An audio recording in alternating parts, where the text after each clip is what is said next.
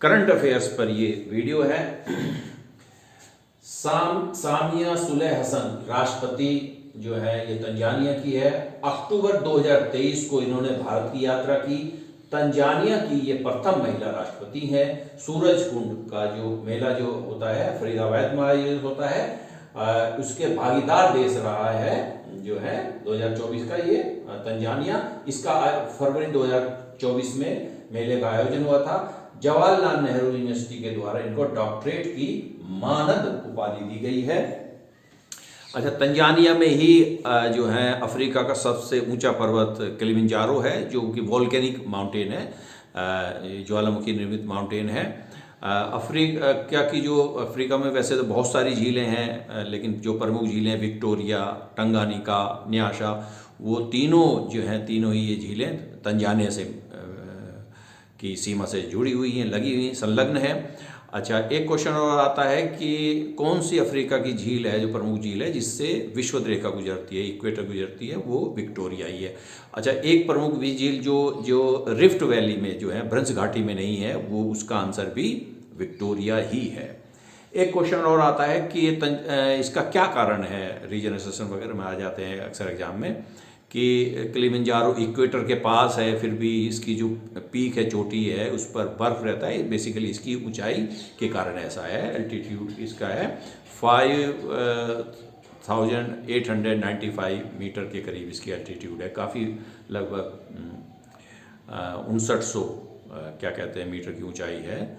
वैसे तो अफ्रीका के कई माउंटेन हैं जहाँ पर बर्फ़ रहती है, पड़ती है जो ऊंचाई पर, लेकिन जो है इक्वेटर के पास ऐसा क्यों होता है? क्योंकि इक्वेटर के पास काफ़ी हाई टेम्परेचर रहता है, उसकी वजह एल्टीट्यूड है। अच्छा, विलियम समोई रूटो ये कीनिया के राष्ट्रपति हैं, भारत की यात्रा पर है दिसंबर 2023 में। और कीनिया जो है अफ्रीका की क्या कहते हैं, एक प्रमुख कंट्री है। जैसे आपने अगर पढ़ा होगा एनवायरनमेंट इकोलॉजी में जो है, यहाँ पर United Nation Environment Programme UNEP का हेडक्वार्टर नैरोबी में है, नैरोबी कैपिटल है कीनिया की।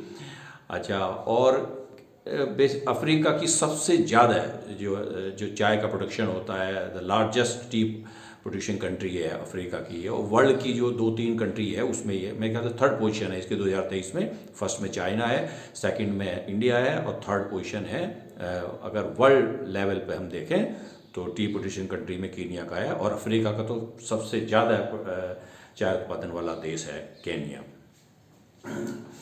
अच्छा, प्रधानमंत्री मोदी अगस्त 2023 में ग्रीस की यात्रा पर गए। 40 वर्ष के पश्चात किसी भारतीय प्रधानमंत्री की ये ग्रीस की यात्रा है। 1983 में प्राइम मिनिस्टर इंदिरा गांधी जी वहां पर गई थी। The grand cross of the order of honour पहले विदेशी शासनाध्यक्ष हैं जिनको ये सम्मान मिला है। मोदी जी को ग्रीस की सरकार ने ये सम्मान दिया है।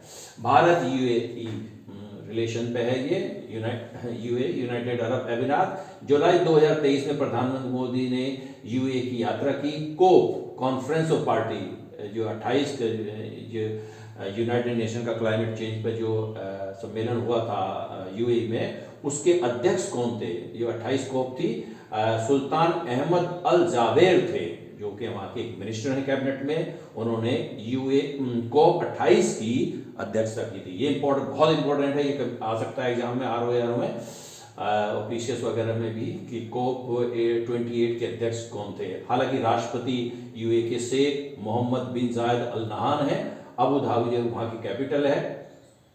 IIT दिल्ली के परिसर की स्थापना, एक IIT दिल्ली ने एक परिसर की स्थापना अबू धाबी में होगी।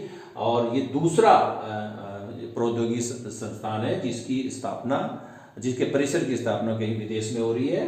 पहला इसमें IIT बॉम्बे का है, जिन्होंने जंजीबार तंजानिया में की ये घोषणा की गई है, यानी कि पहला ये है और दूसरा IIT दिल्ली होगा।